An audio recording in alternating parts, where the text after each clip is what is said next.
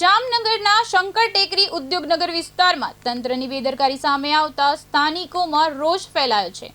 Road number 49 પર ગટર સફાઈ બાદ નીકળેલી ગંદકી અને કચરાના ઢગલા છેલ્લા 6 થી 7 દિવસથી રસ્તા પર જ પડ્યા હોવાનો આક્ષેપ કરવામાં આવ્યો છે। કચરો ન હટાવતા સમગ્ર વિસ્તારમાં અસહ્ય દુર્ગંધ ફેલાઈ રહી છે અને રોગચાળો ફાટી નીકળવાની ભીતિ પણ વ્યક્ત કરવામાં આવી રહી છે। કચરાના ઢગલાના કારણે મુખ્ય માર્ગની એક તરફનો રસ્તો બંધ થઈ ગયો છે, જેના કારણે વાહન ચાલકોને અવરજવર દરમિયાન ભારે મુશ્કેલી પડી રહી છે અને અકસ્માતનો ભય પણ વધ્યો છે। સ્થાનિકોનું કહેવું છે કે અનેક રજૂઆત છતાં તંત્ર દ્વારા કોઈ કાર્યવાહી કરવામાં આવી નથી। લોકો હવે તાત્કાલિક કચરો દૂર કરી રસ્તો ખુલ્લો કરવાની માંગ કરી રહ્યા છે।